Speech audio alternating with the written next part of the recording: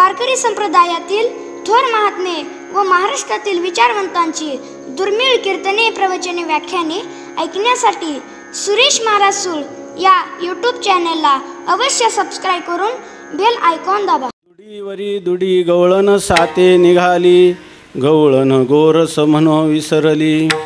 गोविंदू घ्या कोणी दामोदरू घ्या गे, तव तव हसती मथुरेच्या गे. दुडिया माझारी कान्होबा झाला भारी, उचंबळे गोरस सांडे बाहेरी. एका जनार्दनी सबल सगवळणी, एका जनार्दनी सबल सगवळणी. ब्रह्मानंदून समाये मनी, गोविंदू घ्या कोणी दामोदरू घ्या गे, तव तव हसती मथुरेच्या गे. विठ्ठल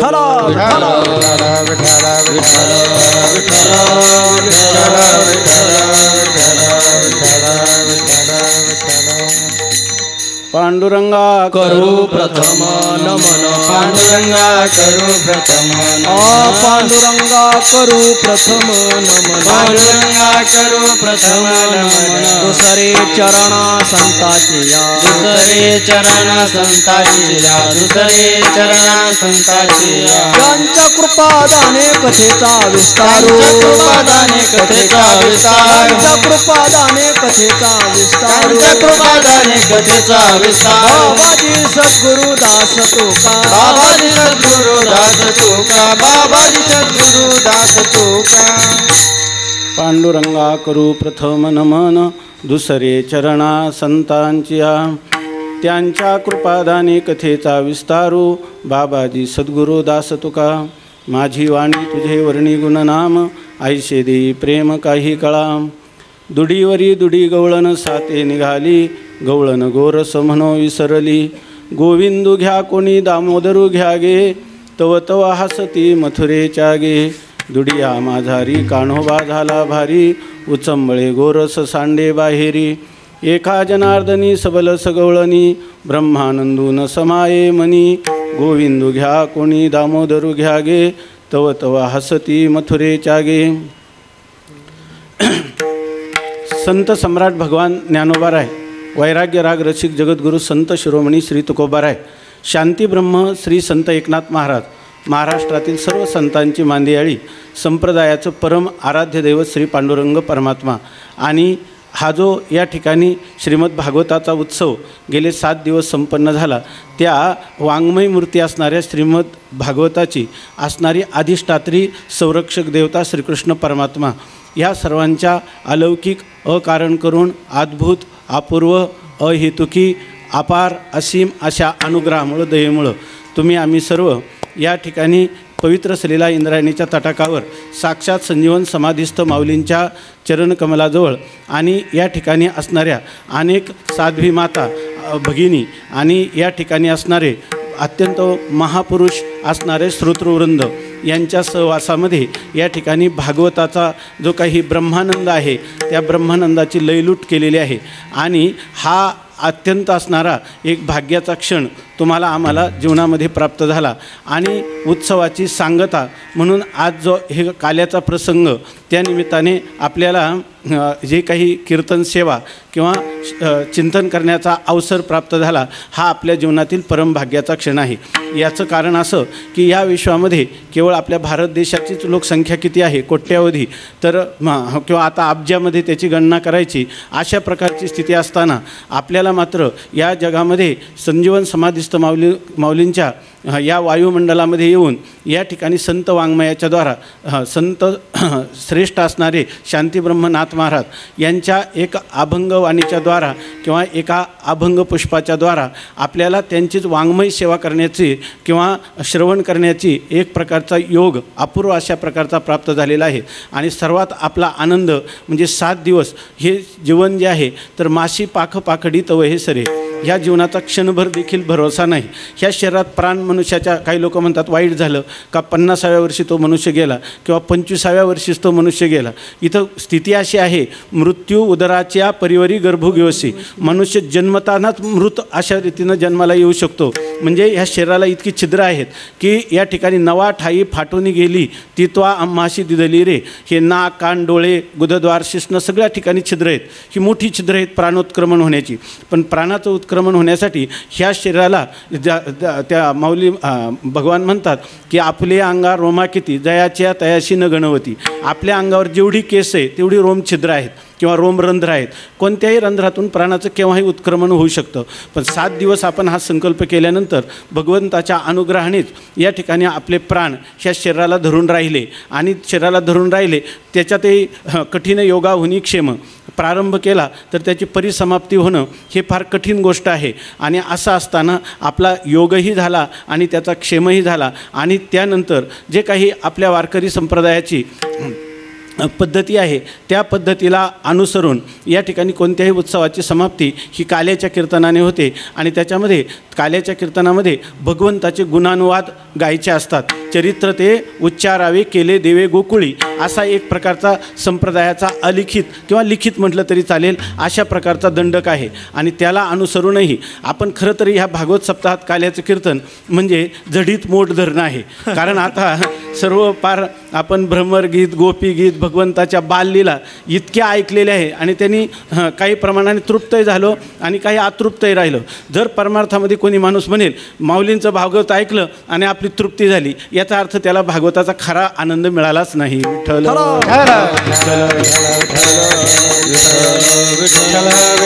भागवतामध्ये म्हणतात तो ऋषी म्हणतो की मला देव म्हणतात की माग तुला काय पाहिजे. तो सांगतो मला 1000 कान द्या आणि 1000 कानांनी मला भगवंताचं आणि संतांचं लीला चरित्र ऐकू द्या. म्हणजे याचा अर्थ खादलेची खावे वाटे भेटले भेटी आवडी. किंवा काल आपण सांगितलं तृप्ती भुकेली काय करू भुकेली काय करू माये. तृप्ती भुकेली काय करू माये. तृप्ती भुकेली काय करू माये. तृप्ती भुकेली काय करू माय. जीवनी जीवन कैसे ताने जत आहे.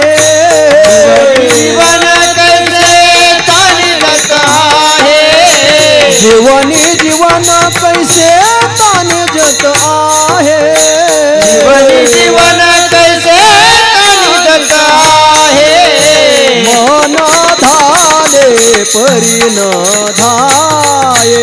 वेळोवेळा राजा विठ्ठलो पाहे. मन धाये परी न धाये. वेळोवेळा राजा विठ्ठलो पाहे. तृप्ती भुकेली काय करू माये. तृप्ती भुकेली काय करू माये. तृप्ती भुकेली काय करू माये. काय करू माये. जीवनी जीवन कैसे ताने जत आहे. जीवनी जीवन कैसे ताने जत आहे. जीवनी जीवन कैसे ताने जत आहे. जीवनी जीवन कैसे ताने जत आहे. मन धाले परिन धाये. मन धाले परिन धाये. मन धाले परिन धाये. मन धाले परिन धाये. याच्यामध्ये हा भक्तिरस असा आहे की 2 परस्पर विरोधी भाव एका वेळेला कधी अंतःकरणात राहू शकत नाही. परंतु याच्यामध्ये एक तृप्तीचा भाव आणि अतृप्तीचा भाव हे 2 परस्पर विरोधी भाव एकाच अधिकरणात राहू शकतात. ते फक्त भागवत कथेमध्ये. विठ्ठल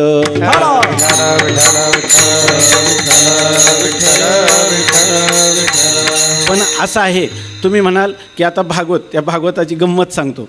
आमचा पाठ आणि भागवताची वेळ एकच होती.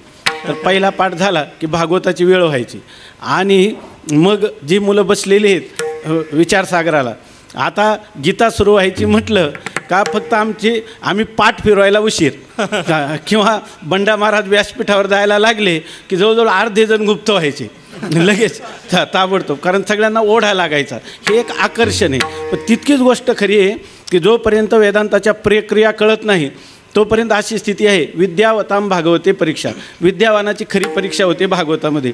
मला वाटलं की महाराज फार या ठिकाणी कथा सांगून लोकांना रमवतात, म्हणून आम्ही येऊन पाहतो तर महाराज लागले सांगायला दृश्य आणि द्रष्टा ह्या दोघांचा संधी काय. आणि म्हणजे ह्या दोघांचा संधी काय प्रश्न विचारतात. खाली कोणीच उत्तर दिलं नाही. त्यांनी तो दृष्टांत माझ्या नावावर घटवला उडिया बाबांचा. खरं त्यांनीच मला सांगितला. असं आहे की ते म्हटले द्रष्टा आणि दर्शन याची संधी कोणती. उडिया बाबांनी उत्तर दिलं की अज्ञान हा त्या दोघांचा संधी. आता किती भागवतात बसलं तर प्रक्रिया माहीत नसल्यावर कळेल का. विठ्ठल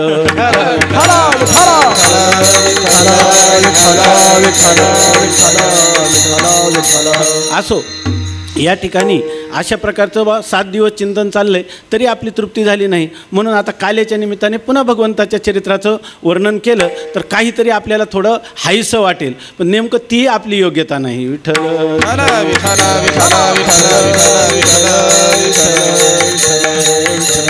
पण बाबा सांगत असतात तसं जिलेबी खूप खाल्ली की याच्यामध्ये नंतर मनुष्याला नको वाटतं आणि मग शेवटी त्याचा समारोप मठ्ठा. लोक मठ्ठा मागत राहतात सारखं. तसं आपलं मठ्ठ्यासारखं काल्याचं कीर्तन आहे. जिलेबीमध्ये भागवताचा सप्ताह आहे. विठ्ठल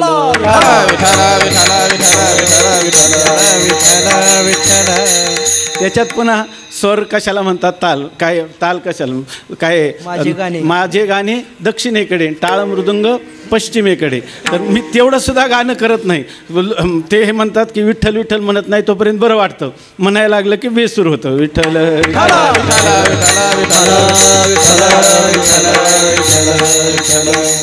बरं, काही लोक म्हणतात आज तुमचा स्वर लागला होता. मी म्हटलं लागला कळला असता तर पकडून ठेवला असता. लागला हेच कळलं नाही तर सुटला काय कळणार.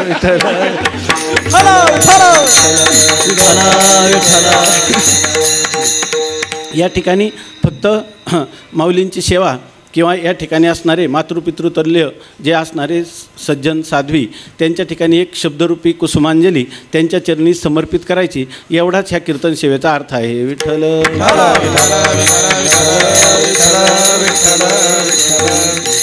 आज हा जो कार्यक्रम संपन्न होतो तर हा जो भागवत सप्ताह झाला तरी या कथेचं प्रयोजन आहे श्री अनंत श्री विभूषित असणारे मस्तारामजी महाराज. या शतकातले एक थोर पुरुष होऊन गेले. गीतेचा एक विशेषांक निघाला होता, त्याच्यामध्ये भारतात ऋषीमुनींच्या परंपरेपासून तर ह्या 20व्या शतकापर्यंत असणाऱ्या सगळ्या संतांची एक मालिका लिहिली आणि त्या मालिकेमध्ये शेवटचं संतरत्न म्हणून मस्ताराम महाराजांचा उल्लेख केलेला आहे. विठ्ठल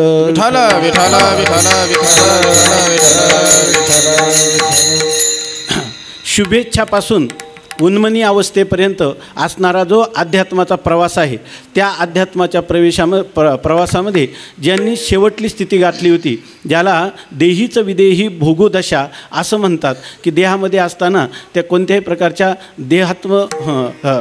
तादात्म्य ज्यांना बिलकुल राहिलेलं नाही, जे केवळ प्रारब्ध लेश आहे म्हणून त्या ठिकाणी त्यांचं जीवन चाललेलं आहे. देह आम्ही केला भोगाचे सांभाळी राहिलो निराळी माना अशा प्रकारचे हे संत आहेत.